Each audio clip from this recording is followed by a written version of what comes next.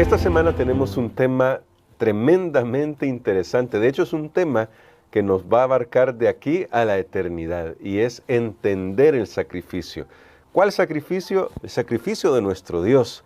Y es un tema que nos muestra sin lugar a dudas el gran amor por la humanidad que tiene nuestro Señor y por el universo entero. Y queremos dedicar esta semana para poder reflexionar sobre esto. En nuestra lección se nos van a ayudar a comprender algunos elementos importantes y tal vez, Pastor Dani Perla, algunos se preguntará, ¿qué tiene que ver el sacrificio con las profecías? Bueno, es que en realidad vamos a descubrirlo que si no comprendemos bien el sacrificio, también el tema de las profecías podría quedar desprovisto de su sentido. Así que vamos a orar pidiendo la dirección del Espíritu Santo.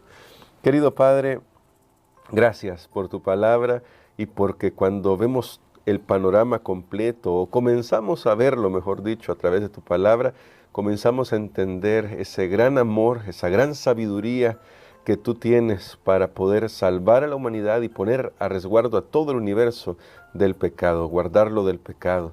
Padre, ayúdanos a poder entrar a este tema con humildad, reconociendo que necesitamos tu dirección, en el nombre de Cristo Jesús. Amén. Agradecemos que nuestro Pastor Dani Perla está con nosotros para estos estudios, porque, Pastor Dani Perla, me gustaría comenzar con ese tema justamente del sacrificio, puesto que en la Biblia claramente se enseña acerca del sacrificio. Levítico, hay un libro completo, Levíticos es un libro completo sobre eso, sobre el tema del sacrificio, pero de repente nos encontramos con pasajes que, siendo muy francos, en una lectura superficial parecen extraños, como cuando Dios dice, ¿saben qué? Yo no quiero sacrificios, ni los he pedido. Y me gustaría ir a un texto de estos para luego volver hasta el Génesis, pero vamos a ir a Isaías primero, porque me gustaría ir a Isaías en este reclamo que hace Dios, que es sorprendente cuando, como digo, solo leemos la parte superficial y no vemos un poquito más hacia el profundo, hacia lo profundo. En el verso 12 del capítulo 1 de Isaías dice así: ¿quién demanda esto de vuestras manos cuando venís a presentaros delante de mí para hollar mis atrios? No me traigáis más vana ofrenda. El incienso me es abominación. Luna nueva y día de reposo. El convocar asambleas, no lo puedo sufrir. Son iniquidad vuestras fiestas solemnes. Antes y después de esto hay un reclamo sobre eso. Pero pastor, a mí me gustaría que nos ayudara a ver estos elementos. ¿Por qué en algunas ocasiones, aunque Dios ha pedido los sacrificios, Dios mismo tiene que decir, saben que esto no sirve de nada, no funciona, y tal vez qué claves tenemos desde el principio de la Biblia para poder evaluarlos? Muy bien, por supuesto, el tema de los sacrificios es un tema central en las Escrituras, porque los sacrificios apuntaban en sí a algo más. Los sacrificios solo eran un tipo, una figura, una sombra de una realidad mucho mayor, pero que no la podemos entender a menos que sea ilustrado con algo que es conocido por todos nosotros. Recordemos cuando el pecado entró en este mundo, el pecado introdujo la muerte, produjo la muerte de los seres vivos, y nosotros, los seres humanos, deberíamos morir porque somos pecadores, pero hubo una provisión para que el ser humano no muriera, pero para que el ser humano no muriera, alguien tenía que morir en su lugar. Sí. A eso es que apuntaban los sacrificios, y es la razón por la que los sacrificios fueron dados. Pero entonces sucedió algo, hermano Gerson, y como todo, ¿verdad? A veces se hace algo, tiene un significado, pero luego el tiempo va pasando y se va perdiendo ese significado. Entonces las personas, el pueblo de Israel, llegó un momento que ellos ofrecían sacrificio, pero no se ponían a pensar en lo que estos sacrificios realmente significaban. No había fe de parte del oferente, del que presentaba los sacrificios. No había fe en la promesa de un redentor, en el sustituto que iba a morir. Pero entonces sucedió algo más, y esto lo conectamos nosotros con el principio, que ya lo vamos a ver mejor, que las personas vivían de la manera que querían, Sí. pero entonces venían y usaban los sacrificios como una manera de disimular su estilo de vida, Wow. de tapar lo que ellos realmente eran y presentar ante otros una apariencia de religiosidad. Eso es lo que Dios realmente estaba atacando, porque si nosotros siguiéramos aquí en el libro de Isaías, es bien interesante que, por ejemplo, en el versículo, o más bien en el capítulo 3, no lo voy a leer, pero ahí el capítulo 3, el capítulo 5, ahí hay varios ayes. Dios le dice, ay de los que hacen esto, ay de los que hacen lo otro, ay, pero estaban presentando sacrificio. Entonces, prácticamente nosotros podemos poner esto contextualizándolo, ok, yo voy a la iglesia, yo participo de esto, pero tengo un estilo de vida que no es compatible con las enseñanzas de la palabra de Dios, pero yo pienso que por hacer esos ritos ya yo tapé, yo estoy bien, o por lo menos estoy engañando a las personas. Eso es lo que en realidad Dios detestaba, no el sacrificio en sí mismo que Él había ordenado, porque cuando el sacrificio es presentado por una persona que está en una correcta relación con Dios, entonces el sacrificio cumple su propósito. Es agradable, ¿no? Y justamente entonces esto me lleva al principio, pastor, porque me gustaría ir a Génesis para que veamos la primera vez en la que se menciona ya a dos oferentes a punto de hacer un sacrificio. Y creo que aquí tenemos claves para comprender eso mismo que está pasando en Isaías y que pasa en muchas ocasiones y que el mismo Señor Jesucristo ya en el Nuevo Testamento va a denunciar. En el capítulo 4 se nos habla sobre estos dos hermanos al principio del mundo. Recién había entrado el pecado, ya ellos comienzan a hacer estos sacrificios que apuntan a esta realidad mayor que nuestro pastor nos estaba señalando. Y luego dice el texto, verso 3 y 4 de Génesis 4. Y aconteció andando el tiempo que Caín trajo del fruto de la tierra una ofrenda a Jehová. Y Abel trajo también de los primogénitos de sus ovejas, de lo más gordo de ellas. Y miró Jehová con agrado a Abel y a su ofrenda. Y termino con el 5. Pero no miró con agrado a Caín y a la ofrenda suya. Y se ensañó Caín en gran manera y decayó su semblante. ¿Qué claves tenemos aquí en este relato al principio de la Biblia que nos muestra qué es lo que Dios realmente evalúa cuando se está entregando un sacrificio? Porque de nuevo vemos aquí a Caín como a los israelitas en el tiempo de Isaías cumpliendo con el ritual. Y parece que la gente piensa que con eso ya ha cumplido su cuota. Bueno, como lo mencionaba también anteriormente, algo que nosotros no podemos desconectar es la ofrenda de la persona que está ofreciendo esa ofrenda, porque están íntimamente conectados. ¿Sabes qué? No es, y esto no funciona como por ejemplo alguien dice, bueno, yo quiero que ustedes me den esto. Si lo da de buena gana, bueno, y si lo da de mala gana, bueno, no hay problema. La cosa es que me lo traiga. A veces escuchamos eso de un profesor, ¿verdad? Cuando pide una tarea. Sí. Recientemente, aquí en nuestro país, acaba de pasar el mes donde se presentan los impuestos al gobierno y yo imagino, la gran mayoría, pues, tal vez no lo hacen o no lo hacemos de muy buena gana. Pero hay que hacerlo y finalmente el gobierno lo que le interesa es que el dinero entró. Lo estoy poniendo así de una manera simplista, ¿verdad? Puede ser que no sea tampoco de esa manera, pero con Dios no es así. Dios no solo está interesado en que le traigamos la ofrenda, Dios está interesado en el interior, en la actitud, en el pensamiento de la persona que lleva la ofrenda, y eso hace que la ofrenda sea válida o no. Porque la ofrenda, recordemos, representaba a algo más, no era un fin en sí mismo. Bueno, ya cumplí, ya llevé la ofrenda y ya cumplí. No, la ofrenda representaba a algo más, pero hay algo en el texto que nosotros podemos ver aquí y tal vez leyéndolo despacio, ¿verdad? Claro. Uno logra ver esto, por ejemplo, en el versículo 4 dice, y miró Jehová con agrado a Abel y a su ofrenda. Hace una separación. Porque el texto bien pudiera decir inmediatamente, y miró Jehová con agrado la ofrenda de Abel. El énfasis estaría solamente en la ofrenda. Pero Dice, miró con agrado a Abel y a la ofrenda que había presentado. Lo mismo sucede con Caín, pero en el sentido opuesto, contrario.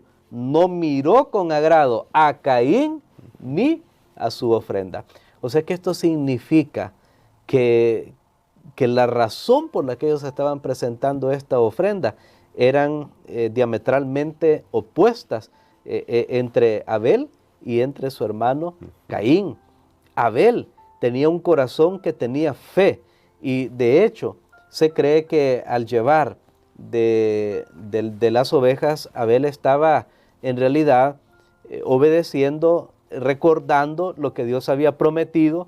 En Génesis, el capítulo 3, nosotros encontramos la entrada del pecado, la provisión que Dios hace, como viste a nuestros primeros padres de túnicas de pieles, que eso significó la muerte de animales, la promesa de un redentor. Dios estaba diciendo, el que los va a salvar a ustedes va a tener que pasar por la misma situación, va a tener que morir para que ustedes puedan ser salvados. Al traer a Abel una ofrenda de un animal, en este caso de sus ovejas, Abel estaba reconociendo la necesidad de un sustituto. Amén. Estaba reconociendo que él no podía ser salvo por él mismo. Sin embargo, Caín, cuando presenta su ofrenda, aunque noten ustedes, no fue la ofrenda como la de Abel, pero el espíritu con el que Caín lo hace era un espíritu prácticamente de suficiencia. Incluso algunos que estudian el texto un poco más, se dan cuenta que tal vez en el texto literalmente dice que,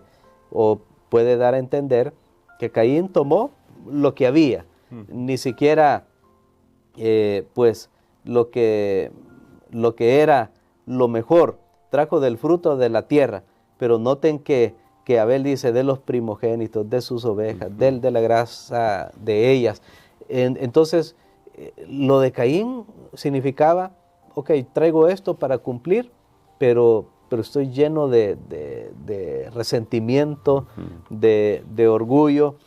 De hecho, como Caín era labrador y Abel era en realidad un pastor de ovejas, Caín tendría que haber ido donde su hermano, y pedirle que le facilitara una oveja, pero su orgullo no lo permitió. Al final, nosotros nos damos cuenta que la razón por la que Caín no presentó lo que Dios había dicho, sino lo que él quería, de la manera como quería hacerlo, era porque él estaba molesto con Dios, no comprendía a Dios, o no quería aceptar la provisión que Dios había hecho. Cuando leemos libros como Patriarcas y Profetas, por ejemplo, ahí se nos dice que Caín estaba en realidad molesto con Dios porque sus padres habían sido expulsados del Edén. Había una rebelión. Claro. Presenta algo, sí, pero no lo que Dios ha pedido.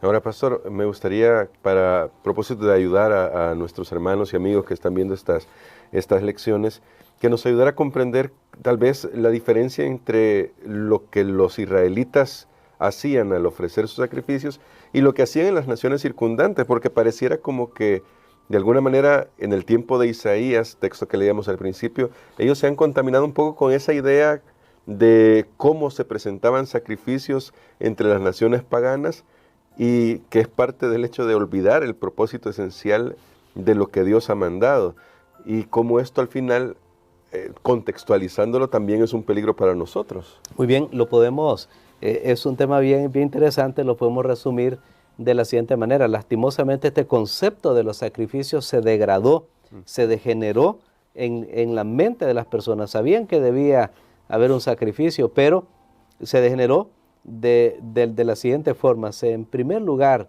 los sacrificios fueron usados para aplacar la ira de sus dioses, de aquellos que ellos consideraban sus dioses. O sea, las ofrendas eran como, bueno, voy a darle esto, era porque ya los dioses están muy enojados. O sea, era el ser humano agradando, era tratando de apaciguar a los dioses, cuando en la Biblia es totalmente lo contrario. Es Dios quien amó al mundo y por eso Él dio la ofrenda. Bueno, lo vamos a estudiar esta semana, cómo el sacrificio de Cristo cumple eso. Otra cosa que se degeneró, se degradó, los sacrificios paganos, es que ellos comenzaron a sacrificar a seres humanos. Sí. Y entonces dijeron, bueno, si presentamos seres humanos, ese es un sacrificio grande que vale la pena. Si presentamos lo mejor que tenemos y bueno, y ahí fueron bajando incluso las edades, hasta finalmente presentaban sus propios hijos.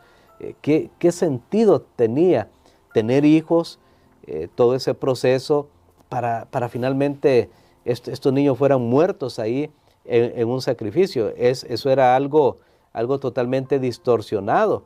Y en tercer lugar, otra cosa que podría mencionar es que en el sistema pagano se degeneró también el concepto de sacrificio, pensando que entre más multiplico los sacrificios, más yo agrado a los dioses. O sea, no, en vez de una vaca voy a presentar 10, pero si presento 20, 30, 40, entonces estoy obteniendo más el favor de los dioses. Todo eso es un esfuerzo por salvarse a sí mismo.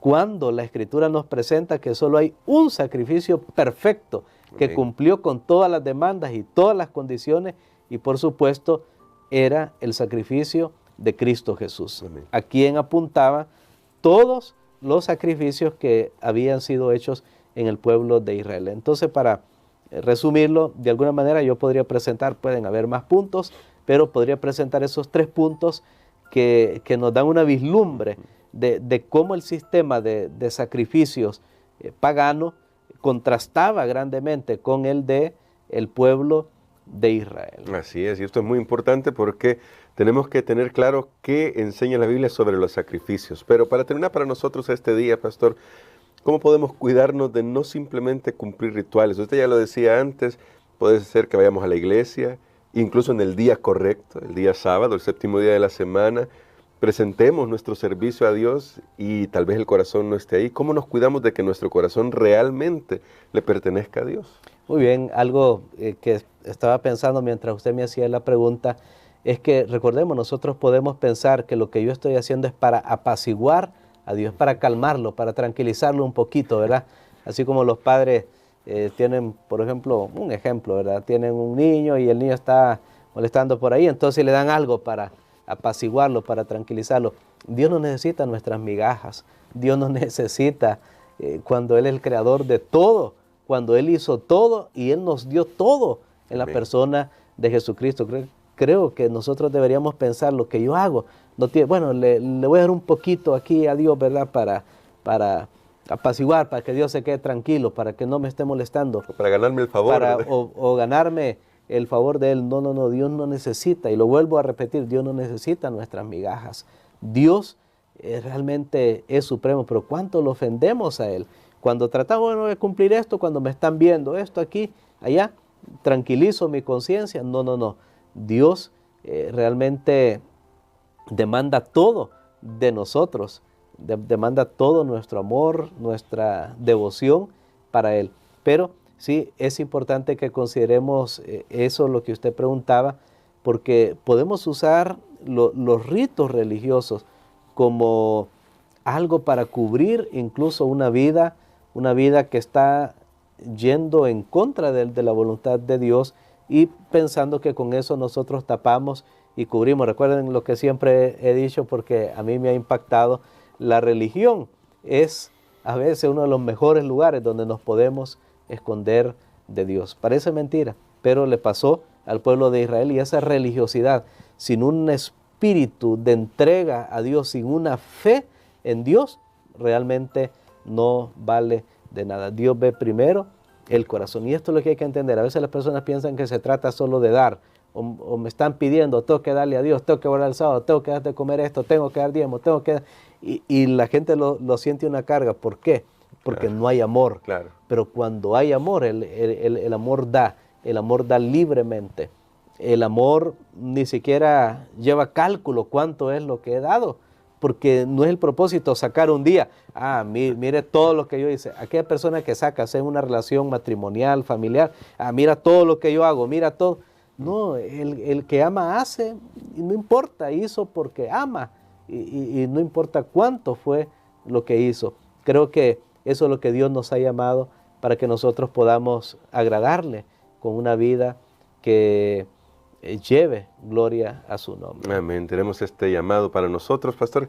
Me gustaría que orara justamente en esa dirección por nosotros para que el Señor nos ayude a reflexionar, examinar nuestro corazón y entregarle nuestra vida a Él. Amén. Padre, gracias te damos, Señor, porque tú nos haces un llamado superior para considerar cuán grande es tu amor y cómo nosotros podemos responder apropiadamente a ese amor. Gracias por el sacrificio de tu Hijo amado, quien dio todo lo que podía encontrarse en el universo valioso a fin de que nosotros podamos ser salvos. Ayúdanos, Señor, a ser imbuidos de ese amor y compartirlo con los demás. Lo pedimos en el nombre de Jesús. Amén.